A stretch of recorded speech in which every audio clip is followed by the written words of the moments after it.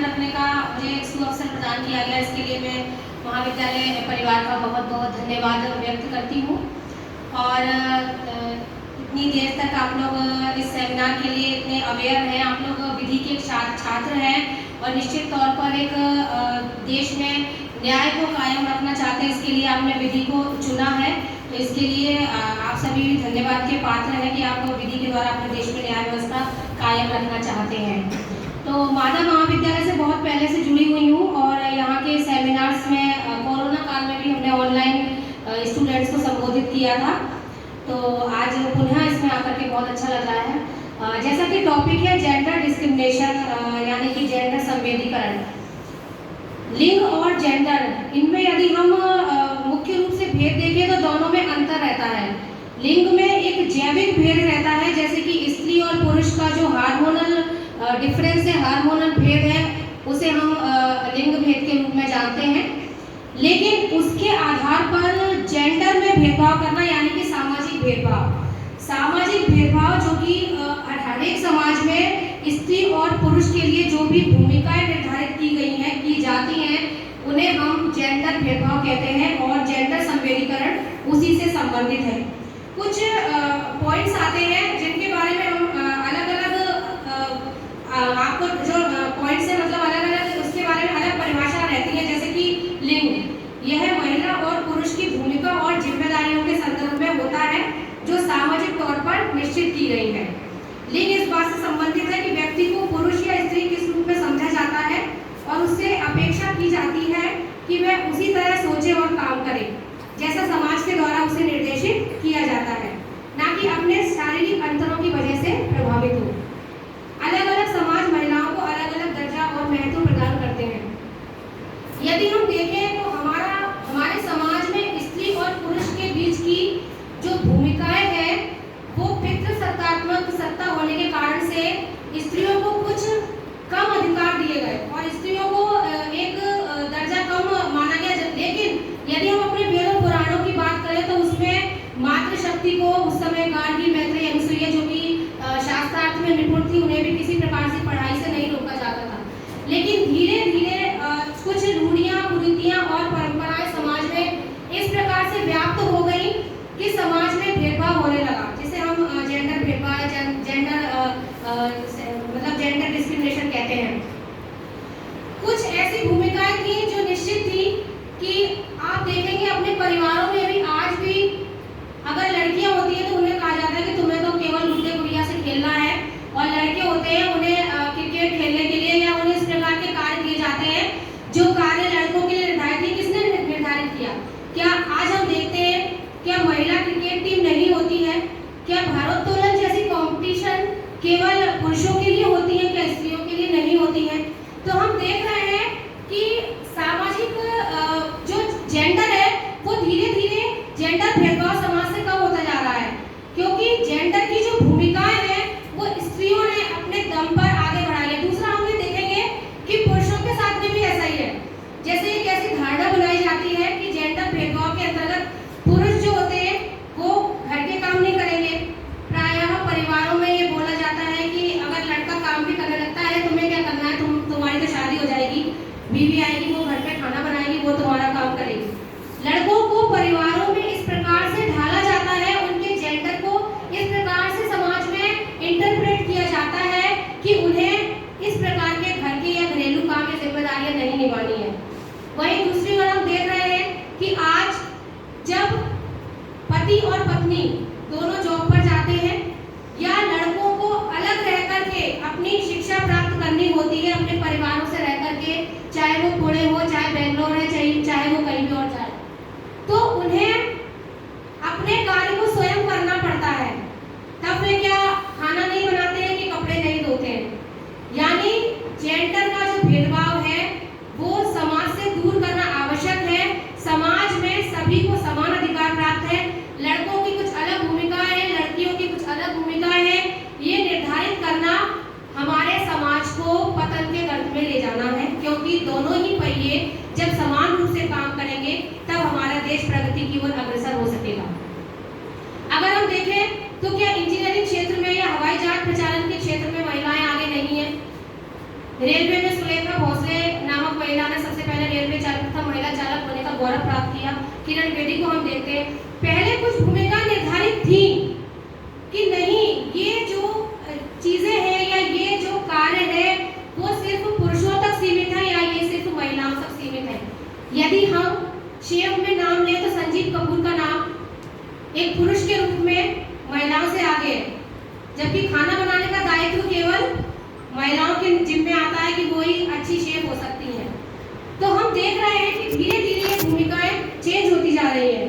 तो जेंडर संवेदनशीलता के रूप में जरूरी है कि हम समाज में, परिवार में, सबसे पहले तो परिवार की जिम्मेदारी है कि परिवार में माता पिता जब लालन पालन करते हैं, परिवार को बालक की प्रथम पाठशाला कहा जाता है, तो यदि वे जिम्मेदारी जब वे बच्चे का पालन पोषण करते हैं तो ये बहुत जरूरी है कि वे बच्चे और बच्चियां दोनों के लालन पालन में इस प्रकार की समानता रखें कि उन्हें लगना चाहिए कि हमें भी ये जिम्मेदारी निभानी है।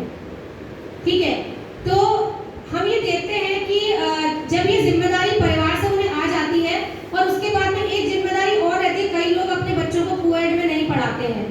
तो कोएड में नहीं पढ़ाने का मतलब भी यही होता है कि वो लड़कों से बात होगी या लड़कियां लड़कों से बात करेंगी, लड़के लड़कियों से बात करेंगे। लेकिन अगर इस जेंडर के प्रति संवेदनशीलता नहीं होगी, उनके बीच स्वस्थ मित्रता बचपन से ही नहीं होगी, तो निश्चित तौर पर आगे जाकर के हम देखते हैं कि समाज में एक दूसरे को समझने की गलतियां और एक दूसरे के साथ में किस प्रकार से हम देख रहे हैं कि समाज में ऐसे किस्से भी आते हैं जो लड़कियों को सिर्फ भोग की वस्तु समझी जाती है। और हम देख रहे हैं कि समाज में, मैम को सादर नमस्कार करती हूँ और मैम का बहुत बहुत धन्यवाद इस सेमिनार में मुझे आमंत्रित करने के लिए।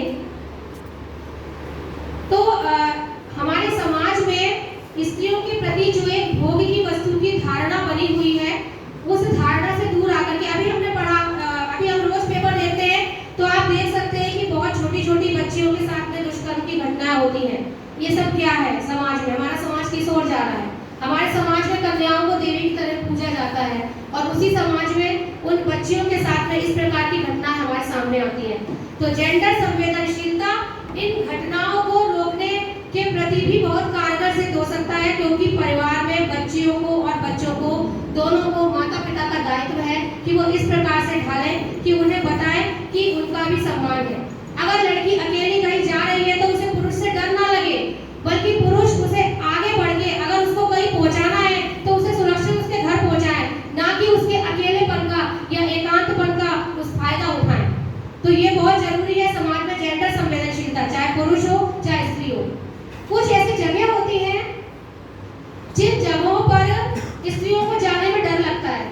जैसे आपने देखा होगा कि पान की दुकान होती है तो उसके आसपास लड़कियां सोचती हैं अरे इसके पास तो ऐसे ही वेले टाइप के लड़के खड़े होंगे, पान वान खा रहे होंगे और सिगरेट वगैरह पी रहे होंगे, इनके आसपास जाएंगे तो जरूर ये छींटाकशी करेंगे।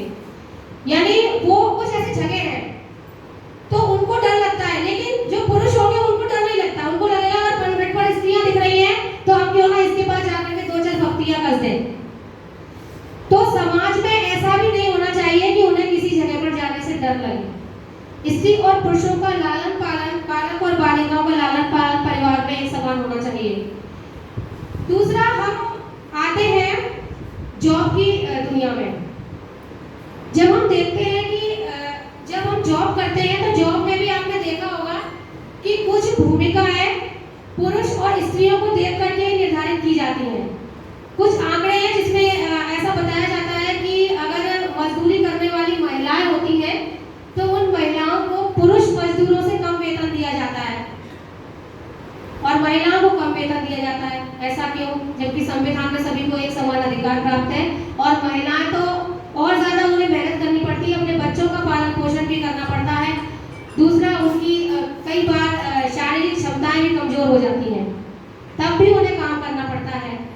ज़्यादा मुझे सभी लोग बच्चे समझते हैं तो मैं आपको बताना चाहती हूँ कि उन दिनों में भी उन्हें काम करना पड़ता है, तब भी उन महिलाओं का जो वेतन है, बच्चों को एक तरफ छोड़ करके भी और वो महिलाएं अपना काम करती रहती है, बच्चे उनके धूल में लौटते रहते हैं और फिर भी उनका वेतन कम दिया जाता है। एक सर्वे पढ़ा था मैंने और उस सर्वे में एक बहुत बुरी दास्तान पड़ी थी कि कई महिलाओं को जॉब प्राप्त करने के लिए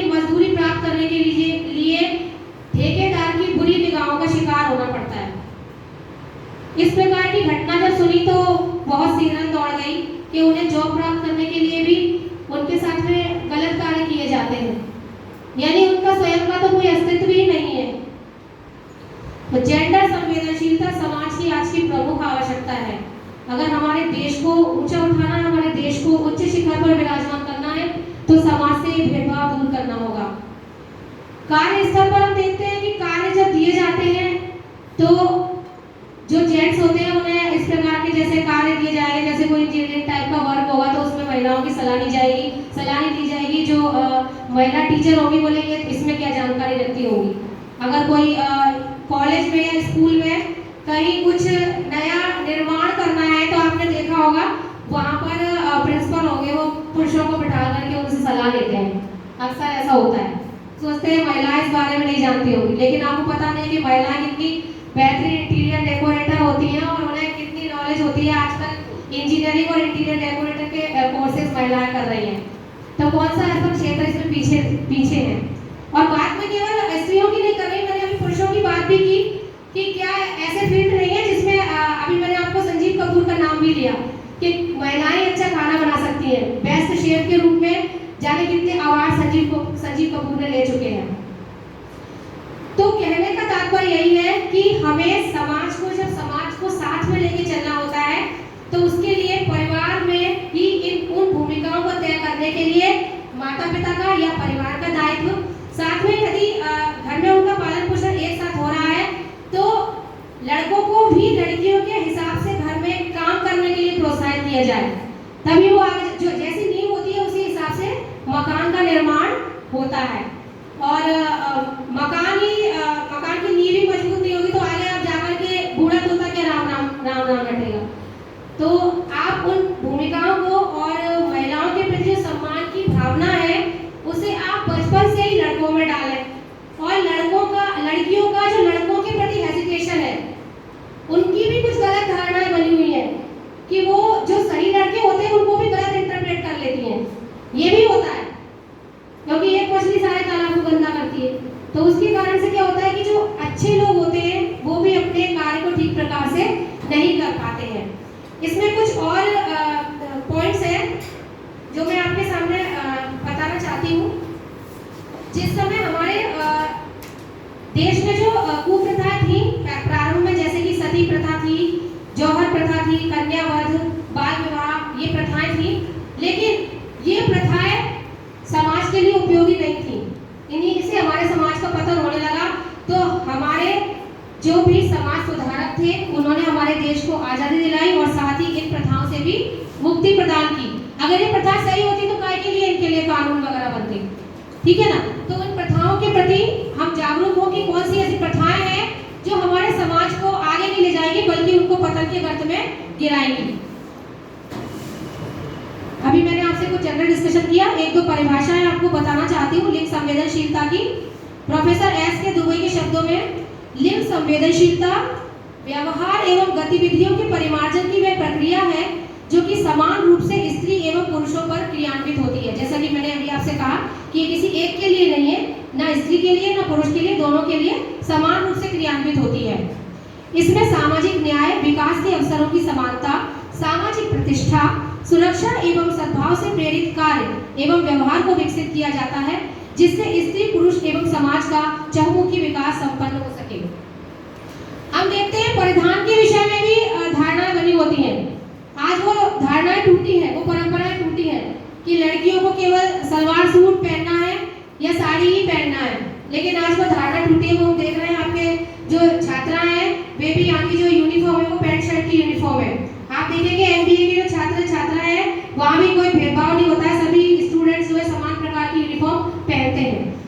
तो जब अभी कितना सारा मुद्दा यूनिफॉर्म के ऊपर भी उठा था, हमने सबने पेपर में पढ़ा होगा कि यूनिफॉर्म की अगर हम किसी इंस्टीट्यूशन में आ रहे हैं तो वहाँ भी लिंग भेदभाव नहीं कर रहे, जेंडर संवेदनशीलता को अपना रहे हैं और सभी के साथ समान व्यवहार कर रहे हैं।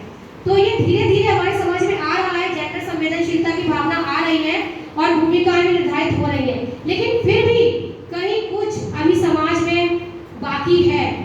अगर हम अभी गांव की ओर दृष्टिपात करें तो अभी वहाँ भी हम देख सकते हैं कि उतना अधिक विकास नहीं हो पाया है और वहाँ अभी बहुत सारी ऐसी चीजें हैं जिन्हें जेंडर संवेदनशीलता को नहीं अपनाया गया है, बल्कि उन्हें लिंग भेद से जूझना पड़ रहा है। गांव में क्या, अभी शहरों में भी जूझना पड़ रहा है। दहेज प्रथा की समस्या भी अभी तक पूरी तरह से समाप्त नहीं हुई है। हम भले ही कागजों में कुछ भी कह दें, डेली हम देखते हैं कुटुंब न्यायालय में बहुत सारे दहेज के केस रहते हैं, या और भी इस प्रकार की घरेलू हिंसा के केसेस हमें देखने को मिलते हैं।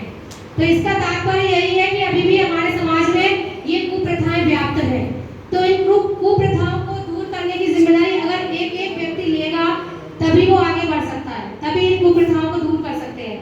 हम तो ये तक देख रहे हैं कि जिस लड़के ने बहुत अच्छी डिग्री प्राप्त कर ली है, बहुत अच्छी डॉक्टरी इंजीनियरिंग, बहुत अच्छी पढ़ाई कर ली, अच्छे पैकेज पर है, तो यदि रिश्ते के लिए जाते हैं तो ये बोला जाता है कि आप कितना देंगे बताइए, दूसरे रिश्ते वाले हमें इतना देने को तैयार है। उन्हें लड़की से भी मतलब नहीं होता है कि लड़की की कितनी क्वालिफिकेशन है, या लड़की कहाँ सेटल है, या लड़की की क्या योग्यता है। आज भी हमारे समाज में व्याप्त है। आप देख लीजिए बड़े परिवारों में, चाहे वो कितना भी कसम खा ले कि हम दहेज ना लेंगे ना देंगे, कहा भी जाता है कि दहेज प्रथा जब तक सही है, जब तक देना ना पड़े, लेने के टाइम पे वो अच्छी मानी जाती है। तो जेंडर संवेदनशीलता आज का एक प्रमुख टॉपिक है, आज एक चिंतन का विषय है, मनन का विषय है।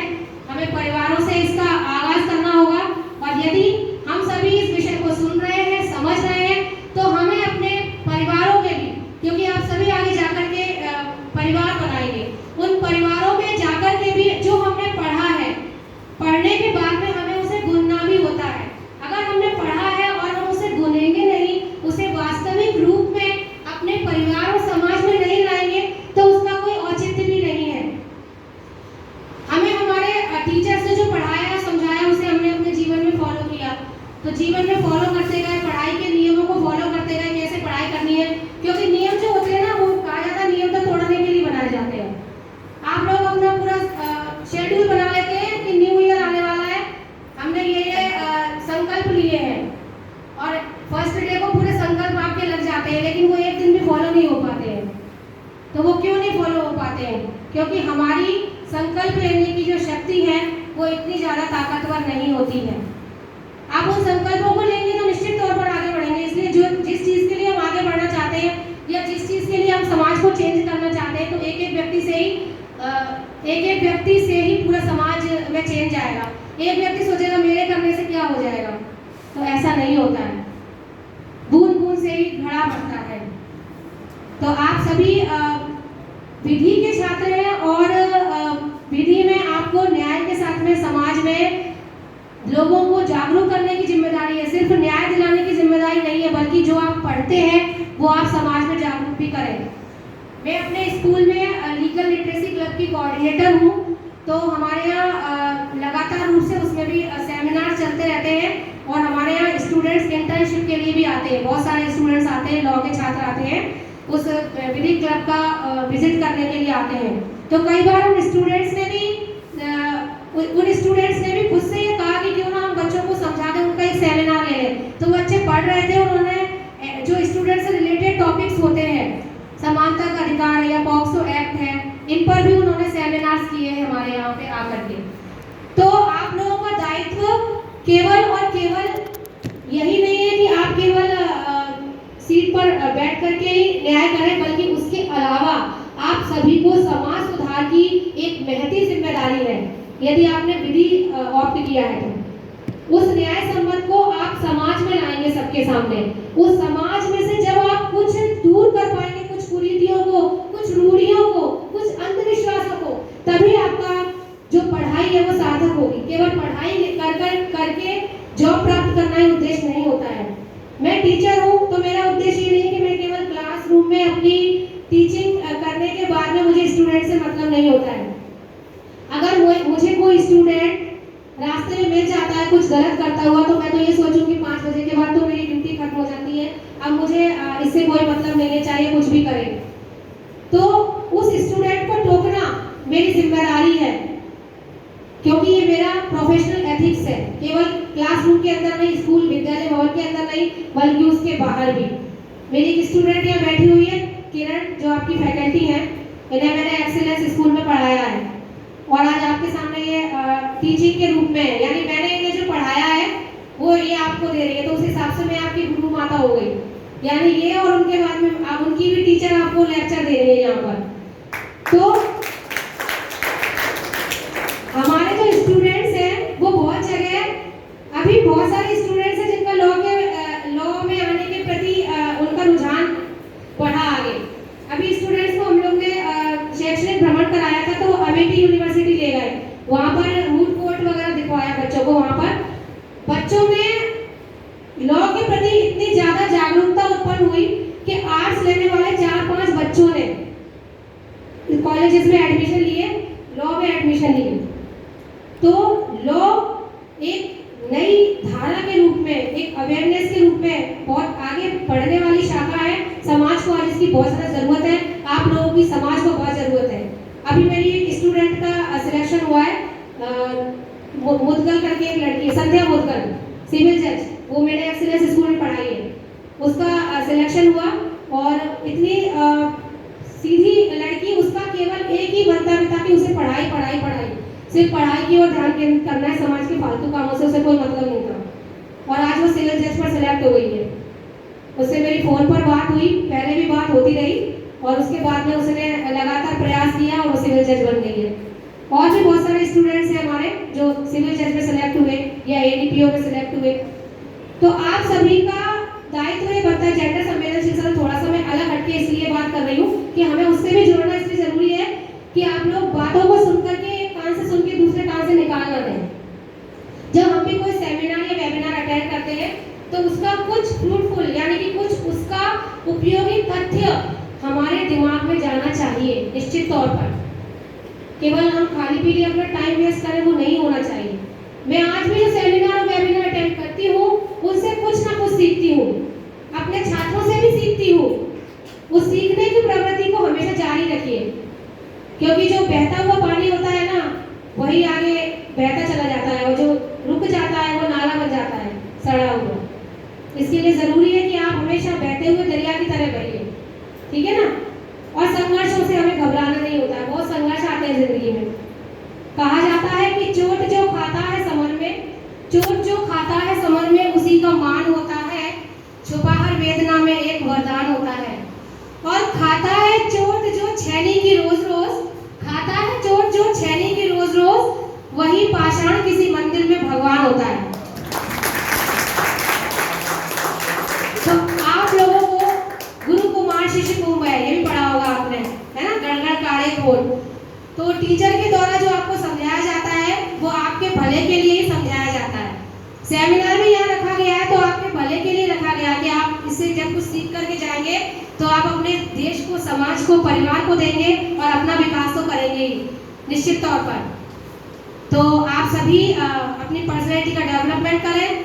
जेंडर संवेदनशीलता एक ऐसा टॉपिक है जिसके लिए बहुत ज़रूरी है कि आप अपने परिवार से ही उसे आगे उठाने का प्रयास करें समाज में। जहाँ कहीं आपको ऐसा दिखता है, इस बात का उपयोग जो मैंने आपको समझाई उस बात का समझाने के लिए भी प्रयोग कर सकते हैं, क्योंकि कोई भी जॉब, कोई भी कार्य किसी के लिए भी निश्चित नहीं है कि स्त्रियों के लिए बनाए गए हैं या ये पुरुषों के लिए ही बनाए गए हैं।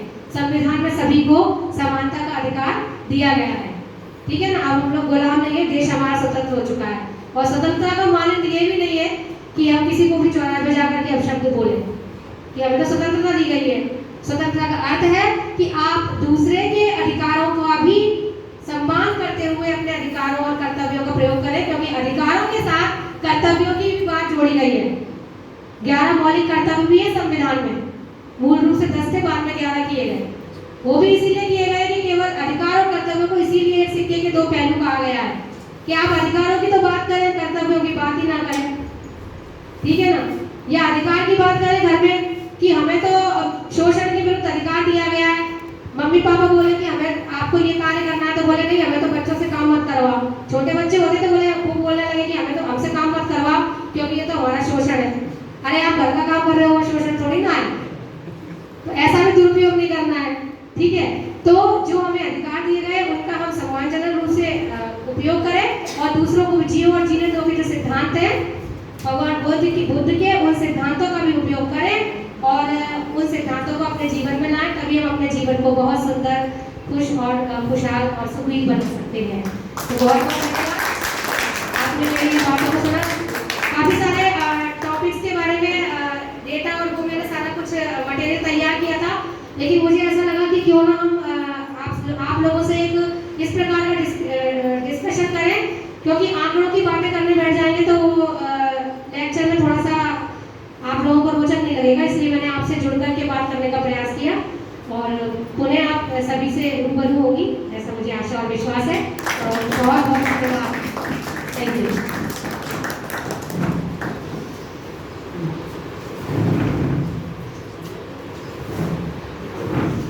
Thank you so much ma'am, आपने टॉपिक को बहुत अच्छे से समझाया कि जेंडर डिस्क्रिमिनेशन को रोकने के लिए हमें परिवार से शुरुआत करनी होगी, क्योंकि अगर हमने परिवार में ही भेदभाव करना शुरू कर दिया तो फिर बच्चा क्या सीखेगा। तो हमें लड़के और लड़की दोनों को बराबर एजुकेशन देनी होगी।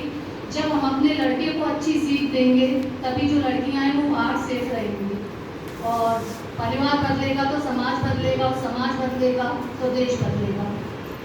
अब मैं ज़्यादा समय ना लेते हुए प्राचार्य मैम से रिक्वेस्ट करूँगी कि वह स्मृति चिन्ह भेंट कराएं। Please ma'am.